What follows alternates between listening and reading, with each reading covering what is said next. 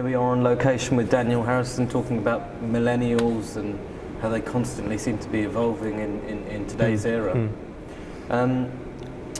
Where do you think all the changes are coming into to play with them, Daniel? I think their lifestyle is completely different to previous generations, partly due to technology, but partly out of necessity. You know, you've got a situation where their lives have been interrupted by COVID. Younger ones with their education, you know, they've missed up to a year of primary or secondary education. Imagine if you're a student right now, I mean, they must be up in arms at the lack of support and guidance there, and some of them quite rightly are calling for some of their fees back. You know. What does that do to a young person? Obviously, we've not necessarily grown up like that. Does that sort of put a stop in their mental growth? Absolutely, and I think all of the experts are saying this is going to really have a long-term impact on their development, on their mental health, on their professional career development. Across the board, it's going to impact them. You know, life's literally been interrupted for them at a critical stage. I think for older people, yes, of course, the impact is different. But you know, they're at a stage of their life where their career is established. They've got savings to dip into. That's not the case for younger people. They're much more vulnerable and reliant upon, you know, what society is giving them in terms of education and support. And they are relying, like you said, on and living on paycheck to paycheck. They don't have that sort of established career or savings yet, or we've spoken about them not even being able to get onto the property ladder because all they're able to do is rent sort of place to place to place, and even bills is now becoming a struggle, really, isn't it, for them?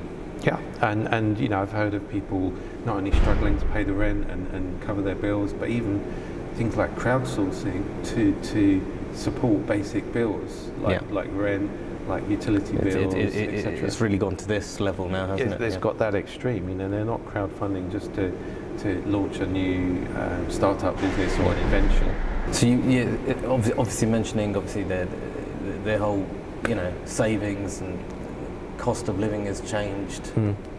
Yeah, and I think many of them don't have savings. They live month to month, often from their student overdraft if they're students, of course, or you know, if they're younger, just pocket money from their parents. Pocket money. That might have been impacted too if their parents are struggling on furlough or lost their jobs, or you know, wages have been docked, etc. So you know, they're going to be impacted, and that little bit of money is often their freedom to travel, have little treats, you know. So they're going to be hurting right now financially, and they don't have those reserves that maybe middle-aged or older people have, or that security of income that pensioners have with a triple lock pension, for example. I'm not saying that older people have got it easy. I'm saying that at least they've got a security of income. That the younger generation don't seem to have. Exactly. And the millennial younger generation, as we call it, are not necessarily that young. Now, post-born after 1980, a lot of them, like you mentioned in a previous conversation, would now be age 40. Yeah, up to 40. I think 40. The definition of millennial is either from 1980 or 1983, depending on which one you refer to. Yeah, so they're no longer sort of a mid-20s as suggested 5-6 years ago. Millennials being young, essentially, they're not now, and you know, they're like a struggle in regards to work and roles and things like that, and constantly, you know, hearing reports on this generation being in university debt, credit card debt.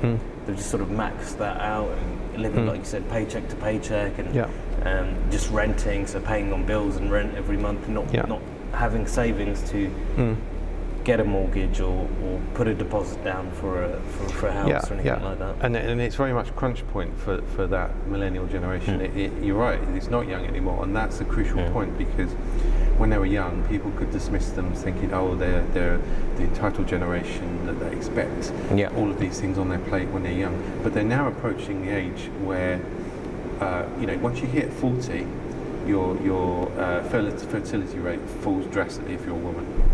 If once you hit 40, it becomes vastly more difficult to get a mortgage, because the mortgage company expects you to be working for the following 30 years, and your retirement age is around 68, 69 now. So once you hit those thresholds, life suddenly becomes a lot more difficult, and those milestones of getting on the housing ladder, having children, suddenly become much more time critical and more difficult for them to achieve.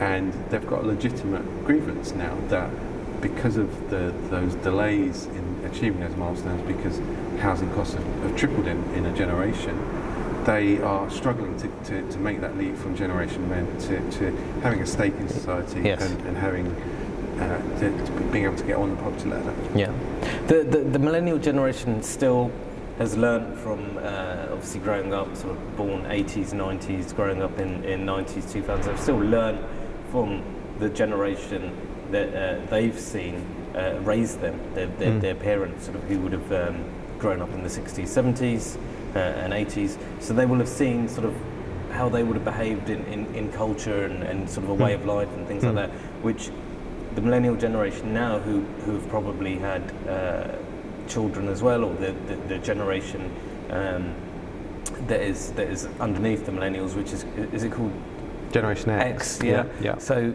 I mean, they're seeing life in a completely different way. By the time they were 5 or 7 or 8, they had iPhones.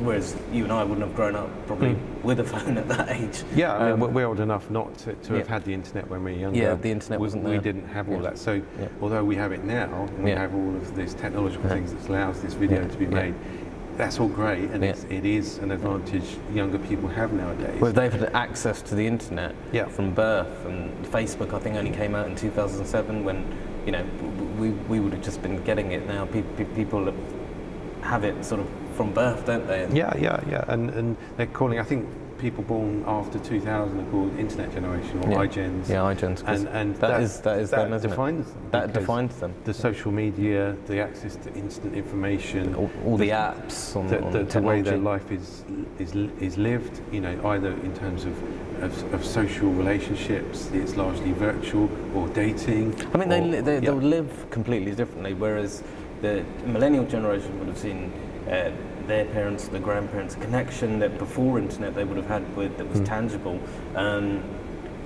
Courting, dating, developing relationships. It's all done sort of face to face and via touch. Now it's sort of like on an app. Your dating app, you swipe left or right, and is this how people are meeting people now? It seems to be. It does seem to be, and it's infinitely more complicated. Life a generation ago was a lot simpler. You had a landline phone if you're lucky. That was right. And it was, who you met was largely confined to your local village or your sort of social network through work or college or whatever. Now you're sort of, the world is your oyster, and there's too many options. There's too much choice. You're overwhelmed. You could be dating someone in Brazil or Lithuania or Ethiopia. I mean, it could be anywhere in the world. Anywhere. It was a landline, you're right. It was a landline. It was 4 channels on the television. Now it's mobile access from a young age. Apps at your discretion. You can choose what apps you want to download. Netflix, YouTube.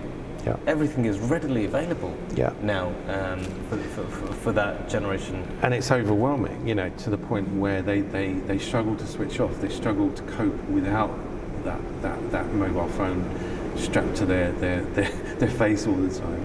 And they have separation anxiety when it's taken away from them. They do, because they become when they so put the time dependent out and so addicted to it. And I really sympathise with them, because that's all they know.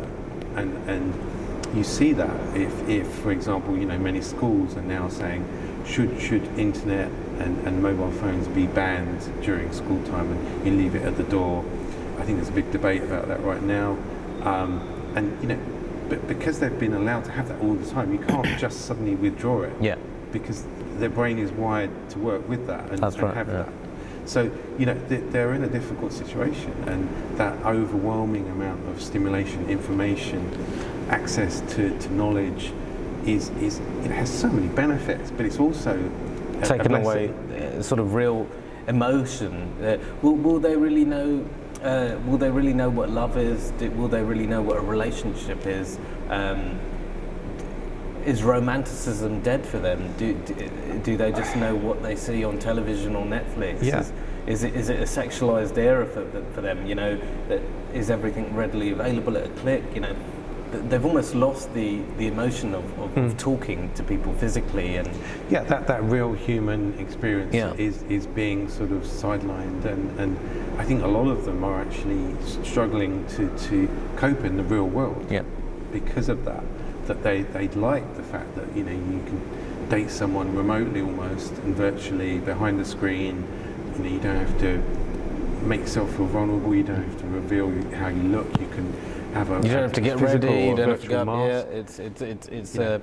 And it's almost like it's you know, in an era of anxiety, depression, and lockdown, I mean, you know, locked in, loneliness and things like that, sort of takes it away from that. You know, you're talking to someone, spending time with them, you don't have to leave the house and go out. They are, you know, giving you their time and entertained almost, aren't you, for an hour or a few hours in the evening, rather than sort of, you know, binging Netflix or sitting there bored, or, you know, you're out at work, so you haven't got anything to do, the gyms aren't open, or, you know, so they were almost entertained by that almost as well, weren't they? Apps and things like that, and regards to relationships, and it's a constant sort of stream of stimulation, of overload, and I worry about their sort of ability to, and you see this in students now, and they struggle to concentrate for a certain period of time and focus 100%. You know, when you and I grew up, we enjoyed that, where you're deeply immersed in something, concentrating. I think the technical term is flow, where you're sort of so engrossed in something, you're almost oblivious to your outside environment. Right, yes, of course. And that's actually a really pleasurable experience.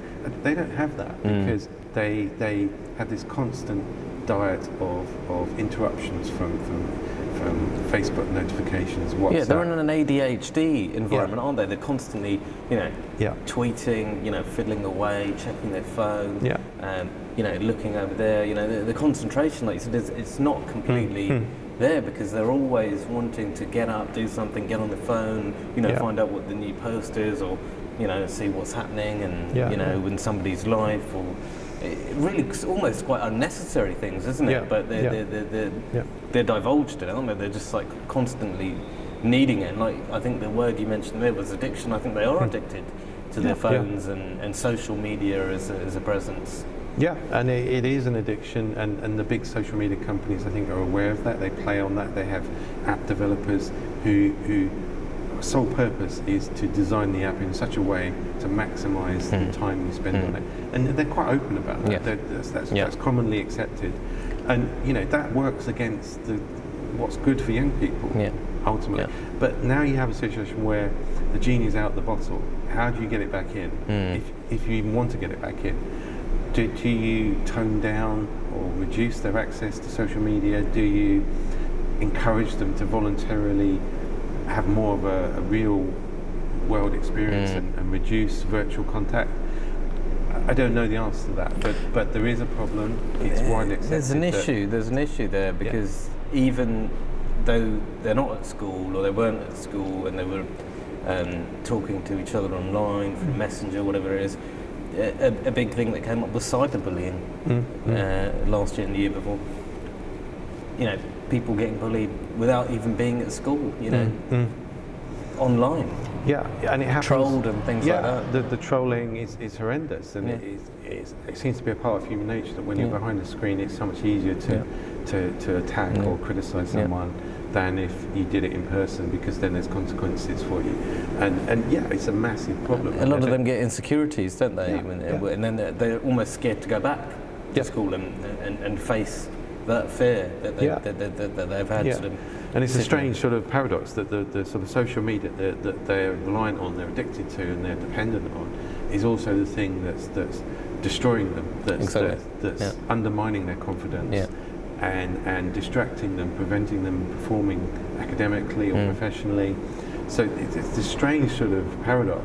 What do you what do you think the way forward is to sort of benefit this younger generation in regards for them to get you know, move forward in life in a positive way and not be so addictive to their phones and social media? Do you think there needs to be a ban in the schools? I think a ban is probably a bit draconian. I think it's ultimately about educating them about that old adage, everything in moderation. Yeah. Social media, the internet, the phones, they're brilliant inventions that have huge benefits and advantages.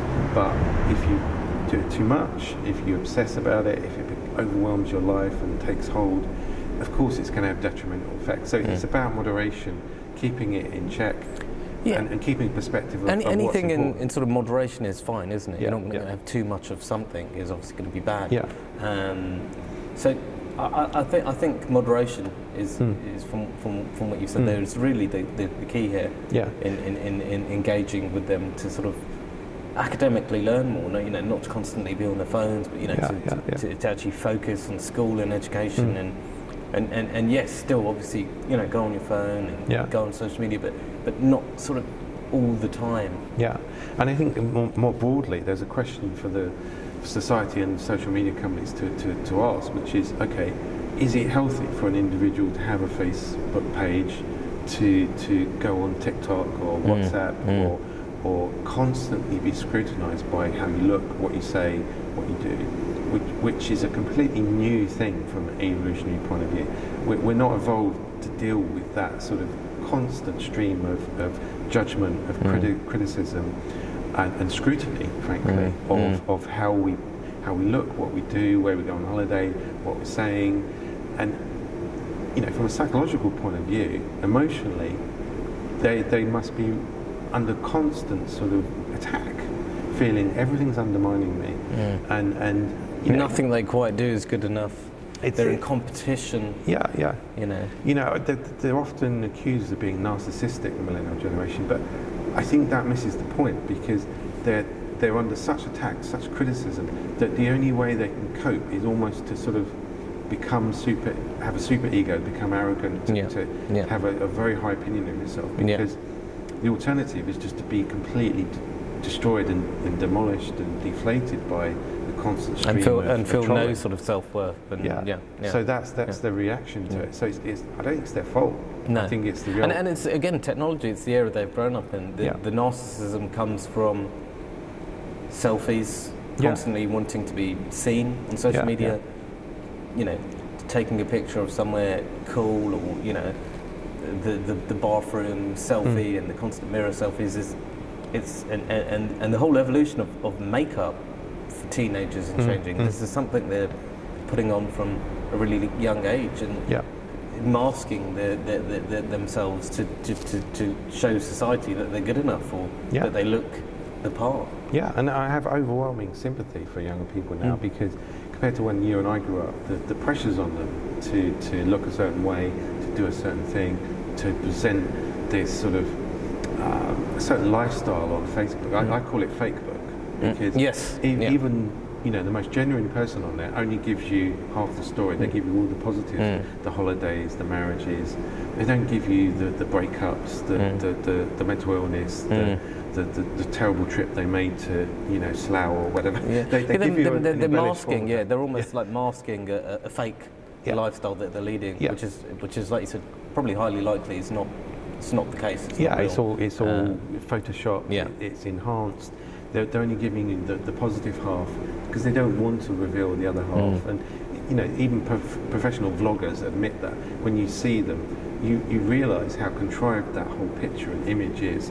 And occasionally, when you do see the mask slip, literally, you see a completely different life, which is closer to most people's normal life. Exactly. And it's like there's a famous old saying: it's people are constantly comparing their insides with other people's outsides. You're always going to lose that battle because other people's outsides are fake.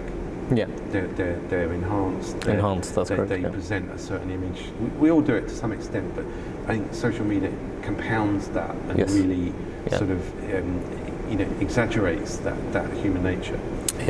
It does. I mean, I completely agree. I think that really sort of in regard to changes, people need to just sort of get be comfortable in themselves and not conform to society too much, where they feel that they have to dress a certain way or do something in a certain manner to sort of impress or comply with the people. They can get away with just being themselves. There's nothing wrong with being yourself. And I think that's really where this lies, especially with young people. But with the older generation as well, who are now millennials going into their 40s, that they need to just sort of accept themselves, I think. Yeah, and I think that the sort of expectations that people place upon themselves are so high now that, you know, I was reading the other day that because of the cost of living crisis that millennials are facing, they feel compelled almost to have a job, to be studying in the spare time, to also have a side hustle, to become an entrepreneur, to you know, do voluntary work, do all of these things. That's not humanly possible to do all of that at once. And there's nowhere near if they're going to have the time to do all of this.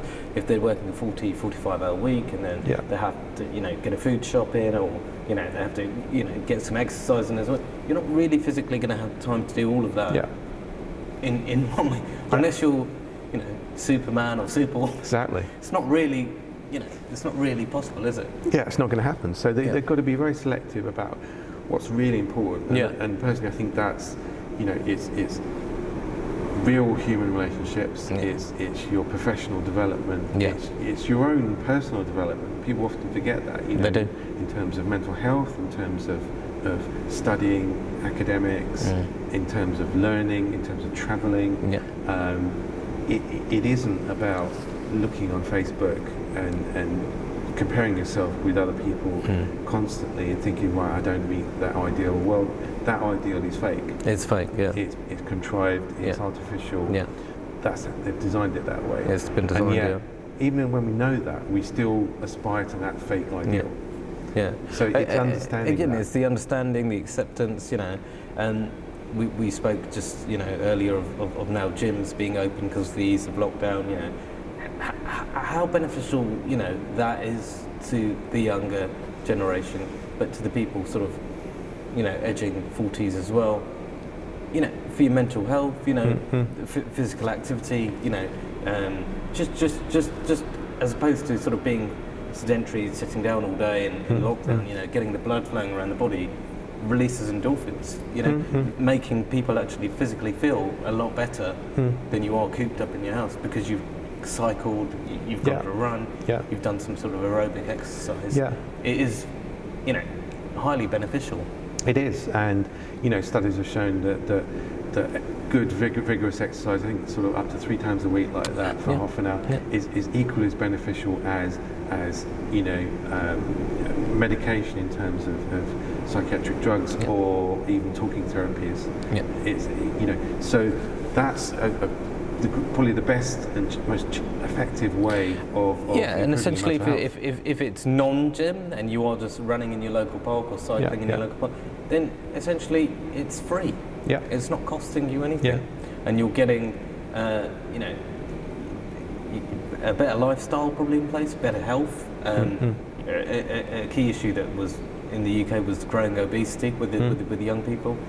That would be targeted again by people working out 3 times a week, or like you said, you're able to put a pause on things like diabetes, cancers and things like that by changing your lifestyle, changing what you eat in regards to processed foods. I know Deliveroo came up big last year, big this year, people doing a lot of takeaways, but maybe cutting down on takeaways and cooking or learning to cook or making fresher food, you know, certainly would have an impact on your mental health and your sort of physical health as well. And you know, now that we're coming out of lockdown, hopefully for the last time, going out to get exercise is a lot easier than it was.